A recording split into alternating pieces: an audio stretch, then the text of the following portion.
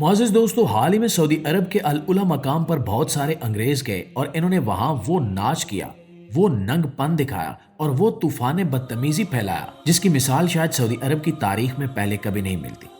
یہ منظر صرف ایک عام سیاحتی سرگرمی نہیں تھا، بلکہ ایک ایسا جھٹکا تھا جس نے پوری مسلم دنیا میں سوالات کی ایک نئی آگ بھڑکا دی۔ کیونکہ دوستو، یہ وہی سعودی عرب ہے جو اپنے تقدس، اپنی روایات اور اپنی اسلامی شناخت کی وجہ سے پوری دنیا میں منفرد سمجھا جاتا تھا۔ لیکن اب اچانک ایسا کیا بدل گیا کہ العلا جیسی تاریخی اور روحانی جگہ کو کھلے عام مغربی ثقافت کے شو میں بدل دیا گیا؟ آخر کن ہاتھوں نے اس بدلاؤ کی بنیاد رکھی؟ کیا یہ محمد بن سلمان کے وین کا حصہ ہے؟ اور کیا یہ واقعات آنے والے وقت میں سعودی عرب معاشرے کی اصل شکل کو بدلنے کی کوشش ہے؟ اس ویڈیو میں ہم ان تمام سوالوں سے ایک ایک کر کے پردہ اٹھائیں گے۔ آپ سے گزارش ہے کہ ویڈیو کو آخر تک ضرور دیکھیے گا۔ تو دوستو، ارشاد نبی صلی اللہ علیہ وآلہ وسلم تھا کہ میری امت کے لوگ زنا کو عام کریں گے، موسیقی کو حلال کریں گے اور برائی کو برا جاننا چھوڑ دیں گے۔ اس پیشگوئی کے مصداق اکتوبر 2025 کے شروع میں سعودی عرب کے علاقے العلا میں پہاڑوں کے دامن میں پہلے کی طرح ایک بار پھر میوزک شو کا اہتمام کیا گیا، جس کے شرمناک مناظر نے مسلمانوں کے جذبات کو بری طرح مجروح کیا۔ یہ میوزک کنسرٹ دراصل ایک German music group can music نے منعقد کیا تھا اور یہ علاقہ مدائن سالے کا حصہ ہے۔ سب سے افسوسناک بات یہ ہے کہ یہ وہ وقت ہے جب دنیا بھر میں غزہ کے اندر جہاد اور اسرائیل کے خلاف احتجاج ہو رہا ہے اور جگہ جگہ پر دنیا بھر میں بائیکاٹ کی مہم چل رہی ہے۔ دوسری طرف مسلمان ممالک کے رہنما اپنے ملکوں کے اندر تفریح کے نام پر فحاشی اور عریانی کا یہ بازار گرم کر رہے ہیں۔ وہ یہ سب کچھ اس لیے کر رہے ہیں تاکہ ان کا امیج دنیا میں ایک سخت مذہبی ملک کے طور پر نہ دیکھا جائے، بلکہ سعودی عرب کا نام لبرل ممالک کی لسٹ میں شامل ہو سکے، تاکہ یہاں بھی غیر ملکی سیاحت اور سرمایہ کاری کو بڑھایا جا سکے۔ ناظرین، العلا کے عجیب و غریب پہاڑوں کے پس منظر میں منعقد ہونے والے کنسرٹ کی کئی ویڈیو سوشل میڈیا پر گردش کر رہی ہیں۔ یہ تقریب جو قدیم صحرائی نخلستان کے شہر میں منعقد کی گئی تھی، اسے انسٹاگرام پیج کے ذریعے شیئر کیا گیا، جن میں لوگوں کو میوزیکل ایونٹ سے لطف اندوز ہوتے دکھایا گیا ہے۔ اس میوزک شو کا انعقاد مبینہ طور پر جبل الفیل میں ہوا، جسے ہاتھی کا پہاڑ بھی کہا جاتا ہے۔ یہاں کی اپنی ایک تاریخی اہمیت ہے۔ ایسا اس لیے ہے کیونکہ ہزاروں سالوں کی ہواؤں اور ریت کے کٹاؤ کی وجہ سے اس پہاڑ کو قدرتی طور پر ایک ہاتھی کی شکل مل چکی ہے، جو کہ خود سے نہیں بنائی گئی۔ اس چھوٹی سی پہاڑی کی اونچائی تقریباً 52 میٹر ہے۔ العلا کے اندر اس کا اپنا ایئرپورٹ بھی بنایا گیا ہے، جو کہ انٹرنیشنل ہے، اور اسی علاقے کے اندر بہت سے فیسٹیول اور میوزیکل کنسرٹس بھی اکثر ہوتے رہتے ہیں، جہاں پر بہت زیادہ تعداد میں غیر ملکی سیاح بھی آتے ہیں۔ ناظرین گرامی، اسلامی تعلیمات کی روشنی میں اگر ہم آج کے حالات کو دیکھیں تو دل گواہی دیتا ہے کہ ہم یقیناً زمانہ فتن میں داخل ہو چکے ہیں، جس کی پیشگوئیاں حضور نبی کریم صلی اللہ علیہ وآلہ وسلم نے 1500 سال پہلے بیان فرما دی تھی۔ اللہ تبارک و تعالیٰ نے قرآن مجید میں بار بار حیا اور پاک دامنی کو اختیار کرنے اور فسق و فجور سے بچنے کی تلقین کی ہے۔ سورہ انعام کی آیت نمبر 151 میں ارشاد باری تعالیٰ ہے، اور بے حیائی کے کاموں کے قریب بھی نہ جاؤ، خواہ وہ ظاہر ہوں یا پوشیدہ۔ سورہ نور کی آیت نمبر 19 میں اللہ تبارک و تعالیٰ فرماتا ہے، بے شک جو لوگ چاہتے ہیں کہ ایمان والوں میں بے حیائی پھیلے، ان کے لیے دنیا اور آخرت میں دردناک عذاب ہے۔ یہ آیات واضح کرتی ہیں کہ فحاشی صرف انفرادی گناہ نہیں ہے، بلکہ ایک اجتماعی فتنہ ہے، جس کا پھیلاؤ پوری قوم کو ہلاکت میں ڈال سکتا ہے۔ صحیح بخاری میں تاجدار کائنات صلی اللہ علیہ وآلہ وسلم کا یہ فرمان عالی شان ہے کہ بے شک لوگوں پر ایک زمانہ آئے گا جب زنا، فحاشی، گانا بجانا اور شراب عام ہو جائے گی اور لوگ انہیں برائی نہیں سمجھیں گے۔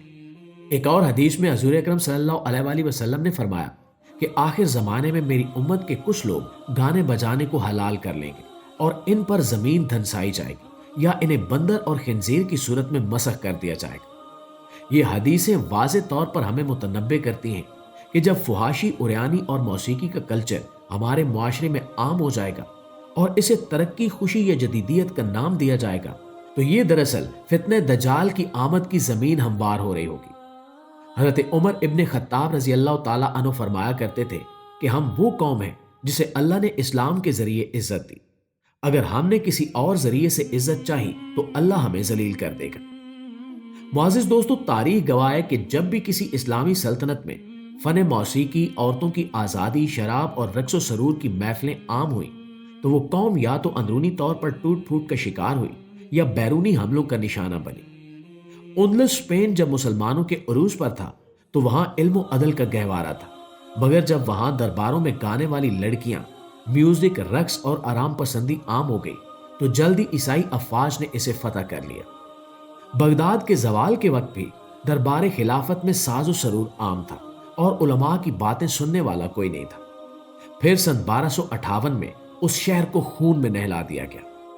سعودی عرب جو کبھی دین کا قلعہ سمجھا جاتا تھا، آج وہاں کے حالات حیران کن حد تک تبدیل ہو چکے ہیں۔ سعودی وین 2030 کے تحت اعتدال پسند اسلام کے نام پر تفریحی کلچر کو فروغ دیا جا رہا ہے۔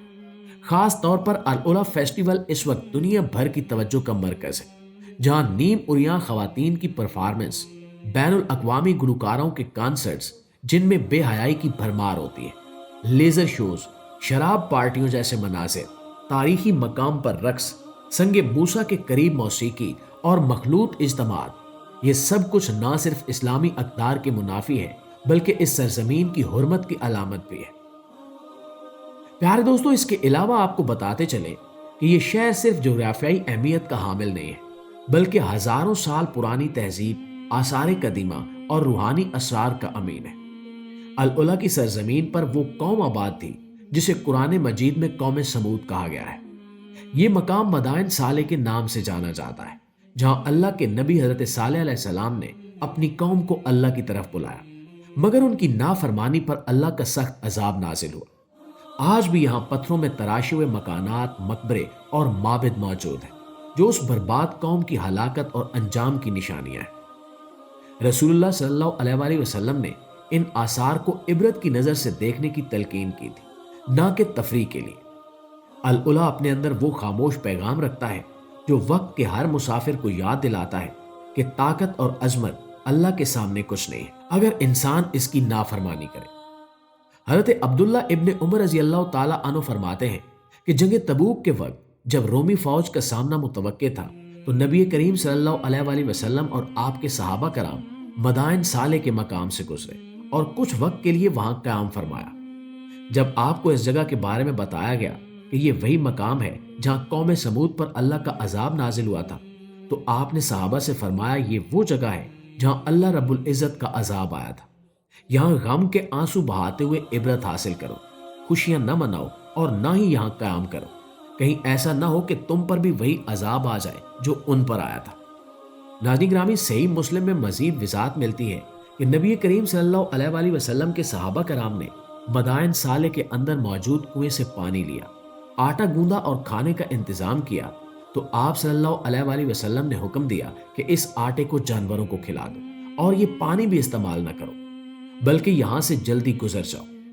آپ صلی اللہ علیہ وآلہ وسلم نے حکم دیا کہ یہاں سے پانی صرف اسی جگہ سے لیا جائے جہاں حضرت صالح علیہ السلام کی اونٹنی پانی پیتی تھی۔ یعنی حدیث سے یہ بالکل واضح ہے کہ عذاب والی جگہوں پر کسی بھی قسم کی تفریح یا دنیاوی سرگرمیوں کے لیے رکنا یا ان جگہوں کا استعمال کرنا اللہ کے رسول صلی اللہ علیہ وآلہ وسلم نے سختی سے منع فرمایا ہے۔ لہٰذا ان مقامات پر میلہ لگانا تو دور کی بات ہے، بلکہ ایسا ہی حکم قبرستان کے بارے میں بھی کیا گیا ہے کیونکہ یہ عبرت کے مقامات ہیں۔ مدائن صالح کی اہمیت اس وجہ سے بڑھ جاتی ہے کہ یہ مقام ابھی تک عذاب کی نشانی کے طور پر باقی ہے، اور اتنی بڑی نشانی ہے کہ یہاں اللہ کے رسول صلی اللہ علیہ وآلہ وسلم نے رکنے، کھانے پینے یا تفریح سرگرمیوں سے بھی سختی سے منع فرمایا تھا۔ اور دوستو، اب فیصلہ آپ کا ہے، آپ العلا کے ان مناظر کو کیا سمجھتے ہیں؟ ترقی یا تباہی کی پہلی دستک، اسلامی اقدار کی توہین یا لبرلزم کا بہانہ؟ اپنی رائے ہمیں کمنٹ میں ضرور بتائیے گا، کیونکہ آپ کا ایک جملہ ہزاروں لوگوں کو سوچنے پر مجبور کر دے گا۔ اور اگر آپ چاہتے ہیں کہ یہ حقیقت مزید لوگوں تک پہنچے تو ویڈیو کو زیادہ سے زیادہ شیئر کیجیے۔